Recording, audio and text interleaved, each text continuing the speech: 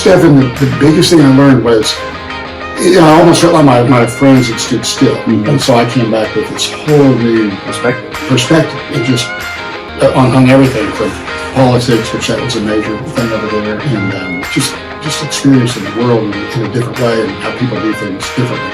So it really inspired me to perhaps not stand still and to not, just do the norm.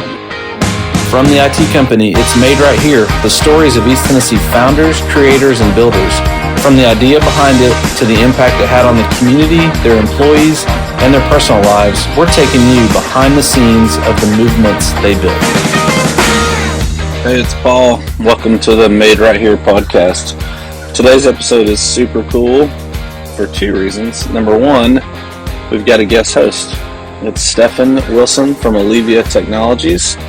And our guest, for the second reason, our guest is Dale Widmer, which is from Petro's, a local icon restaurant chain, been around here since the 1982 World's Fair. You're going to love this episode, a lot of cool stuff, fun to have a guest host, and hoping to have more of that in the future. Listen in.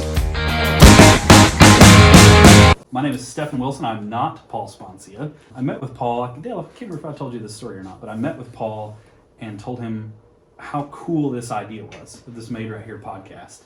And he goes, hey, you want a guest host? And I was like, yeah, absolutely. And he says, well, do you have somebody you'd like to interview? And I said, Dale Widmer. That was the first name out of my mouth. It was like, I would love to interview Dale for this podcast because I think it, the Petro story, what I know of the Petro story, and hopefully I'll learn more today, of you and the family, and just starting with the World's Fair. I just think that's amazing. So let's kick it off. Tell us about Dale. I moved to Gatlinburg, Stefan, when I was 12 years old, end of my fifth grade. My father worked for the Park Service in the younger years, so I lived all over the country.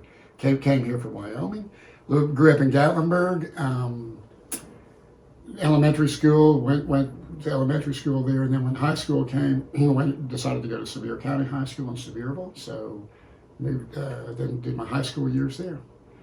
And then went to the University of Tennessee after that in Knoxville, started there with a business degree. Actually, I take that back. I started out in engineering, and then after a year, because I was good in math and science, but then, those two together with chemistry and calculus really wasn't speaking to me. So after a year, I went into business administration, marketing, that type of thing. But then I took a turn and decided that I always wanted to go away to school. Into Colorado, which is where my parents were from, and I spent a lot of time there. So I moved to Colorado, and after my freshman year in college, went to be a ski bum, basically. Worked at a ski resort, taught skiing, all that. I was an avid skier all my life, so did that took a semester off, and then went to Colorado State University, which was really a pivotal point for my studies because I really focused, since I was a little behind at that point, went straight through school, finished school well, and ended up with a business and marketing degree. That's awesome. Now back up just a little bit for me. So you actually studied abroad in high school, is that right, in South Africa? I did. Tell me about that. Tell me about the decision to do that. And I'm very curious, how old were you at that point? You 17, 18? I was a junior in high school, so I was 17 years old. Okay. And so we had exchange students visit our school from different countries from time to time, and they would stay with a host family for a year. So that just sounded very intriguing and appealing. So I applied for that scholarship and was awarded that in the country. I asked me where I wanted to go. I said Northern Hemisphere, Southern Hemisphere, it didn't matter. So ended up South Africa, so they wanted me to start in the beginning of their school year, which was in January. So I ended up leaving halfway through my junior year of high school. Took a full year, lived with family overseas, called them mom and dad. I had 4 brothers over there, and went to school, did all the traveling and all that, and basically was a member of their family for a year. Wow. And then came back halfway through my senior year. So wow. That's how that worked. And that was it was a rich experience. The language was Afrikaans. That was the official language. So I never really mastered it. I'd do it okay. But English, I could always fall back on English. Because everybody over there understood English, but all the schooling was in Afrikaans. So my schooling over there was probably not quite, It's a different language. It's a different language. So I did well in English over there. Yeah. I aced that. But then, so anyway, I came back and I was a little behind in studies actually, Sure, which is what got me to go to UT to begin with. And I'd really taken somewhat of a year off of school in a sense. And so that was it. But it was a great experience. And I felt like I had just left and an out-of-body experience and came back, and then all my friends and all were still there, and it was awesome. But I just felt like I'd experienced so much that no one else had. It was very rewarding, enriching, but it was different too. Did you push yourself to do that, or were your parents pushing you, or were you just like, hey, this sounds like something cool to do? Like, my parents encouraged, but they weren't hard pushers. They were just more, hey, this seemed something interesting, and to me, to travel overseas and to do that sounded very appealing to me, as hard as it was to leave all my friends and family for a year. And it was, at times it was lonely and depressing over there, but on the whole, it was a positive experience. And the year went by pretty quickly, actually. So what from that, can you think of that you came back with and said, I really learned this from that experience? Because sometimes I feel like we can kind of get into a bubble, and you clearly went on the other side of the planet, outside of the bubble, right? So I'm very curious if there's one or two things you remember, like, I remember I learned this from that experience and I use that today, and here's how.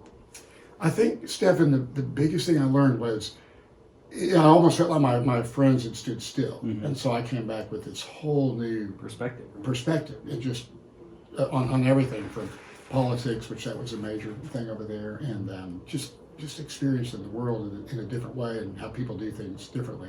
So it really inspired me to perhaps not stand still and to not, just do the norm. And I didn't have time though to prepare for the ACT and do all that. And so that's why I said, well, I'll just go to UT because that's all I had time. I was literally coming back and I had to pretty quickly take the ACT because I hadn't done that. I just remember waking up on a Saturday morning and doing that. And so it was all rushed, but I knew inside that there was just something more I wanted to do. And a lot of it had to do with that experience I had. I didn't want that to stop, having adventure and experience, and which is part of the reason I went to Colorado, a year and a half later after I got back. So. Yeah. And now you met your wife, Kimberly, at UT, is that right? No, well, she was going to UT. You got to fast forward a few years. Okay. So I guess I could. So anyway, I went to school there, 3.5 years, worked for a large company called the May Corporation. Was a buyer, and that's a retail business, and that's where I learned management and buying. I learned a lot about business in that. So after about 3.5, 4 years of that, had an opportunity to come back to. My parents came. They had a business in Gothenburg, Scandinavian imports. They came and said, "Hey, we have an opportunity to get into this World's Fair that's going to be in Knoxville in 1982." And so, would you consider coming back and running our store for us and doing that? And again, I was like, I've learned a lot in business. The corporate world was kind of like, And I've always wanted to get into my own business. It just was an itch I had. No, they were in their own business too, which was again an inspiration for me to do likewise. So, in 1982, came back here to Knoxville and pulled my brother who was getting ready to go to grad school, law school, and all that. And I said, hey, why don't you come do the World's Fair thing with me?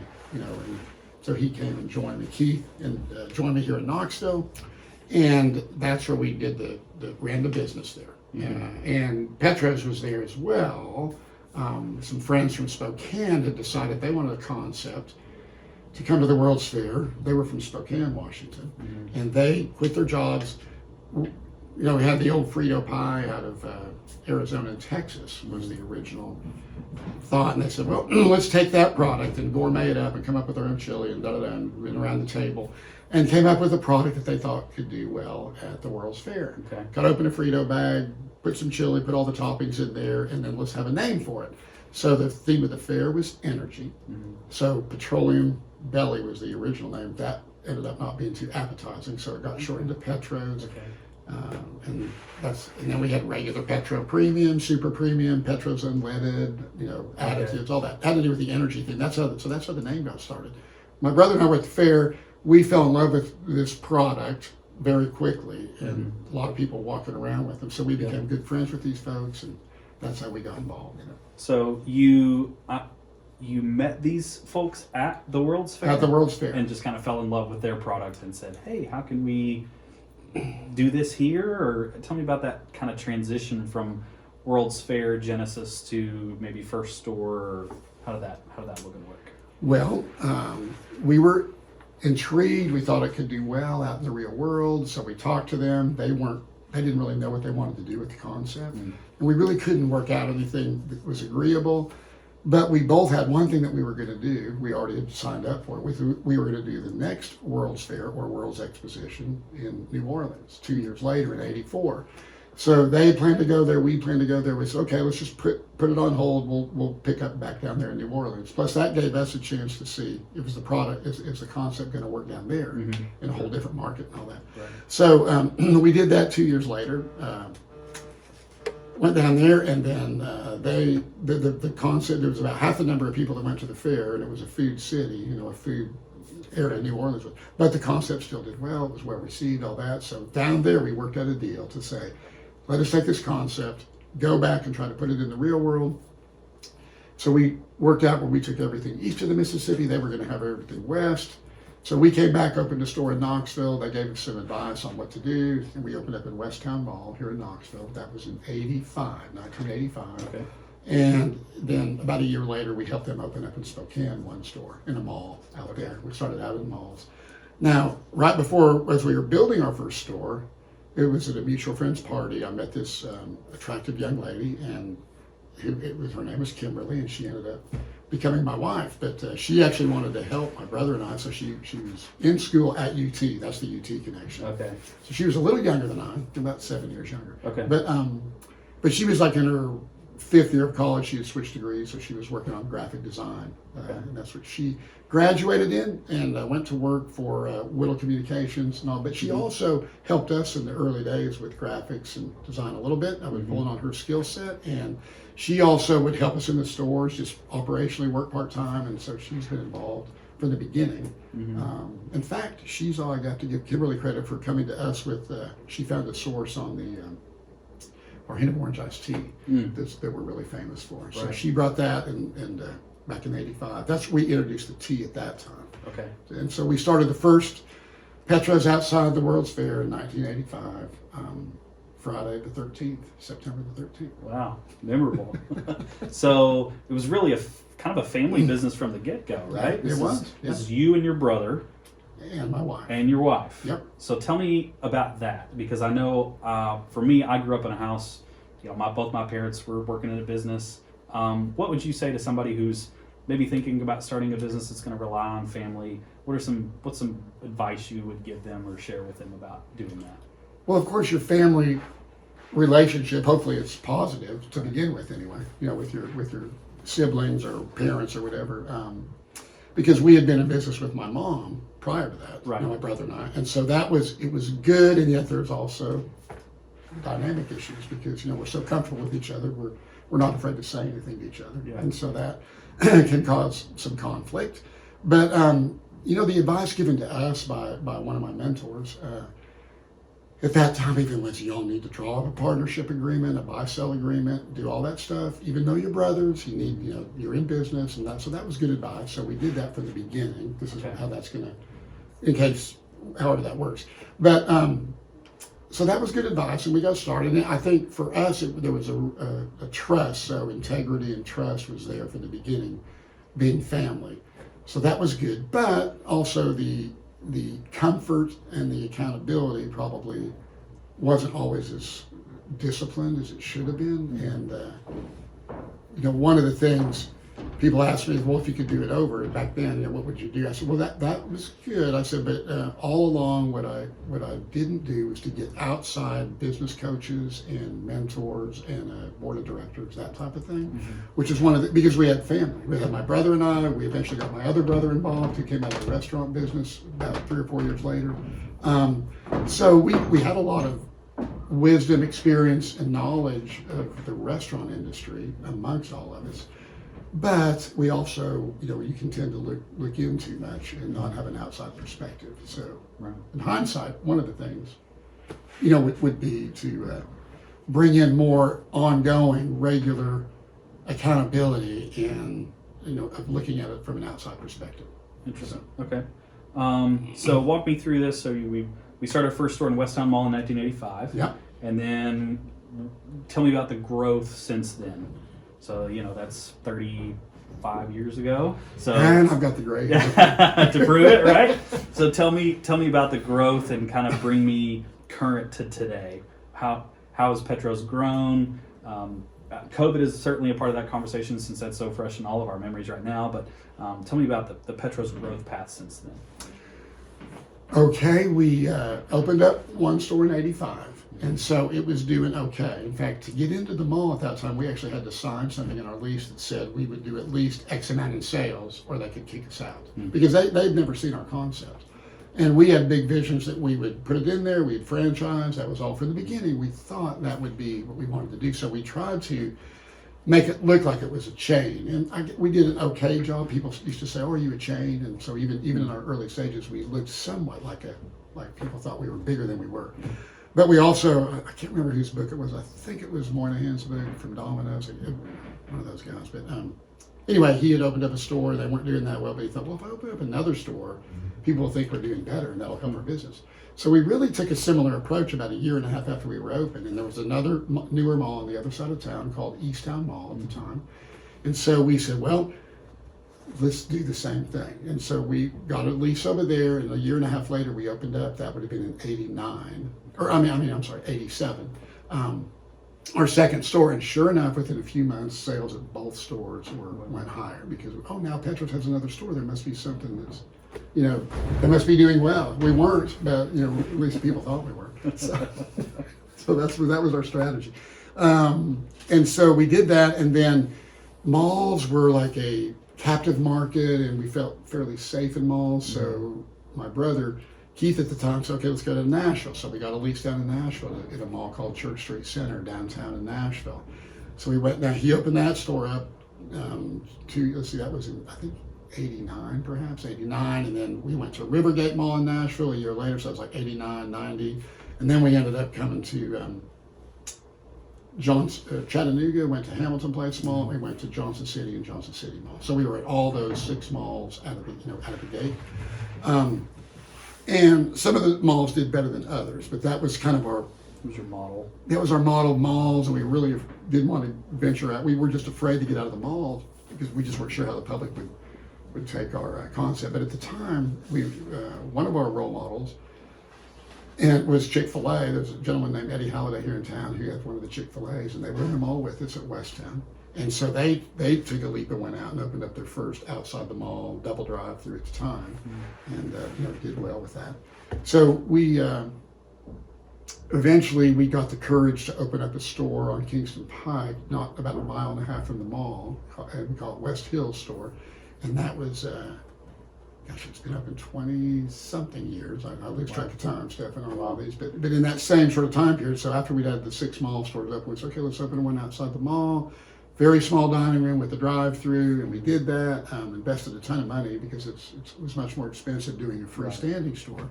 So we did that, and we did okay at it, but it was a struggle. Everything was sort of financially. So we moved catering into that store, did all of our catering out of that store, so we could build the sales up. That helped. And then a few years later, we opened up, a couple of years later, we opened up at Cedar Bluff in a strip center. Again, no drive-through at that store. That store did okay as well, but so we said, well, let's move, now that West Hills is doing all right, let's move the catering over there to help them. And so we did the same thing to build their sales up. So that was our first those are all the different stores we opened up at the beginning.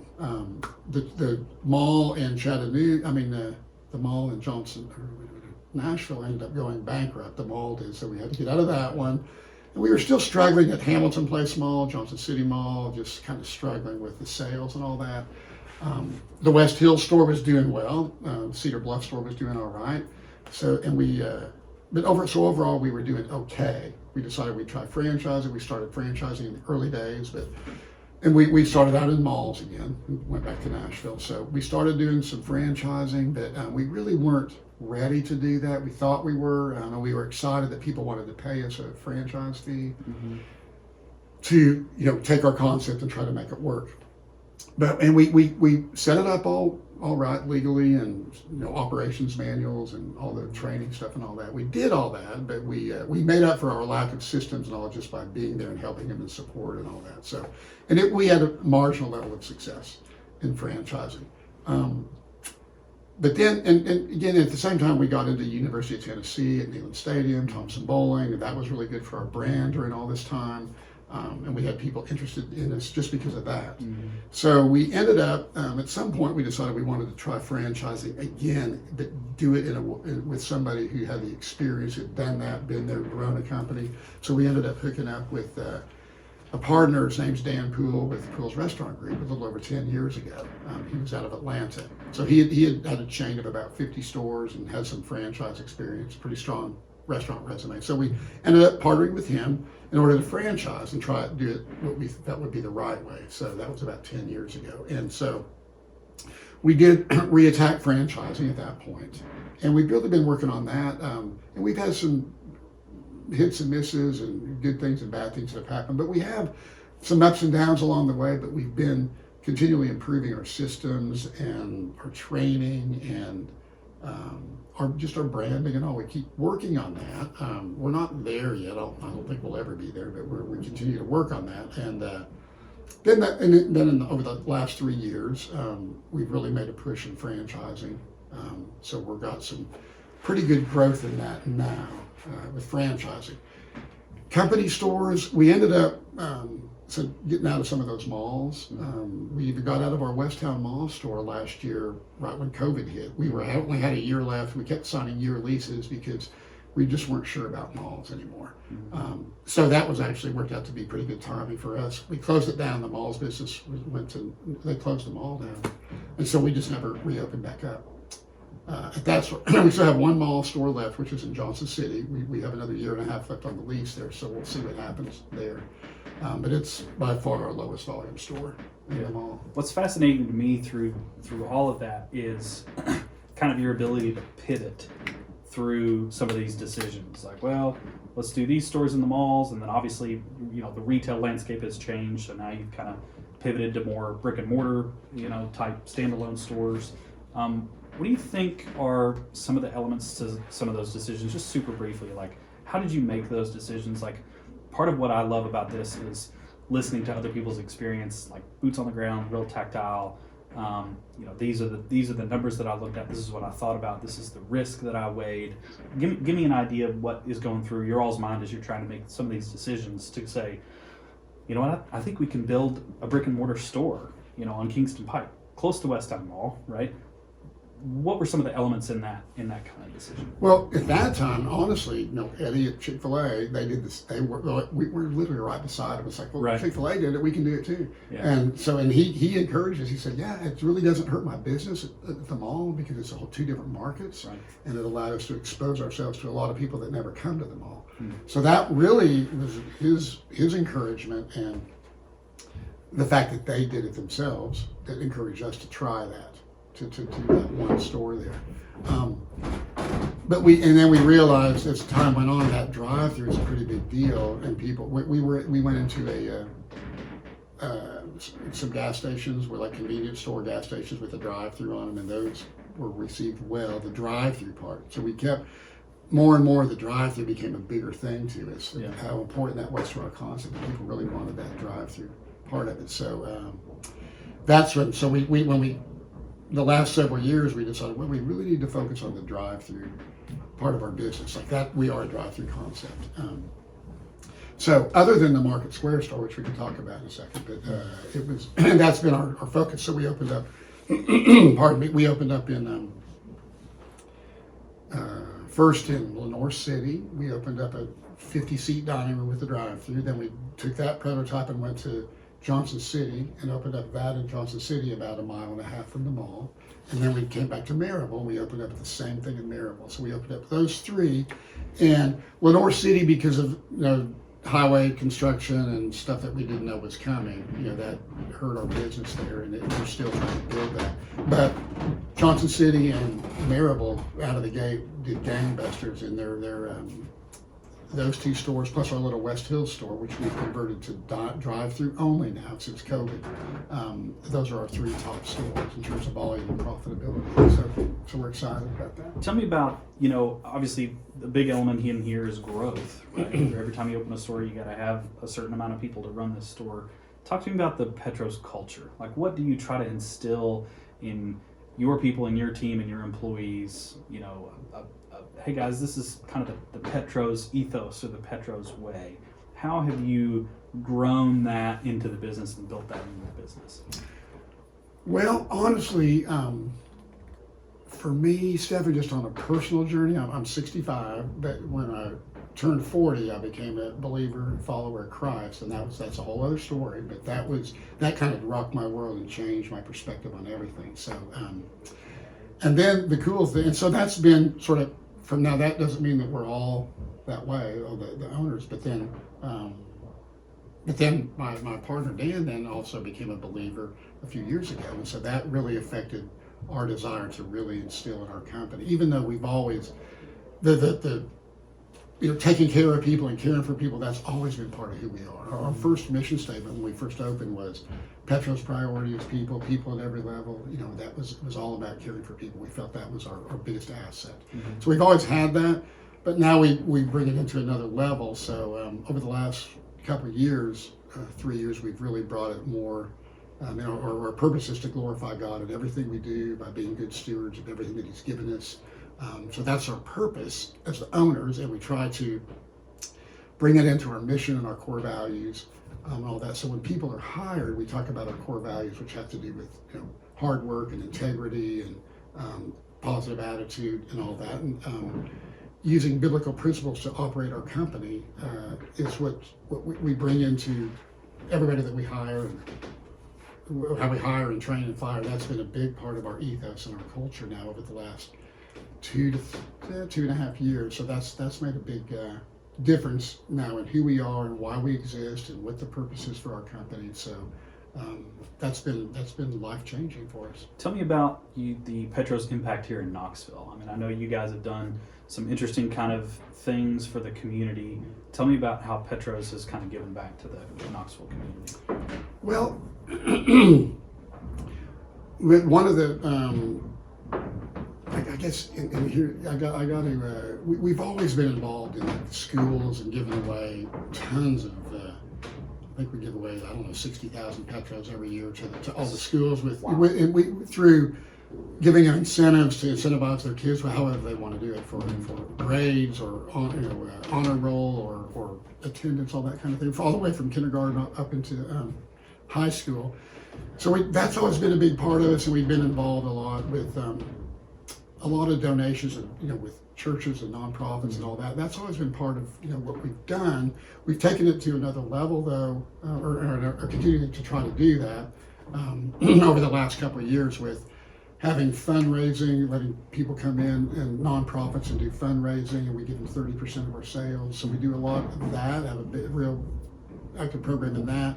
Also just giving back, and COVID really helped us to laser focus some on what can we do, even though we're struggling, we're all struggling. So what can we do to help in this? So part of that is giving back in terms of, I think, our chili, we were providing that to a lot of churches, and during all that by buy one, get one, and get, all that would go to a donation. So just a lot of those, we do a lot of donating of food, and that because a lot of nonprofits and organizations are trying to raise money. Food seems to be a big thing that they're always needing in some way, shape, or form. So we're able to use that resource that we have to help them, and it's a win for us because it also, in all honesty, it exposes our brand.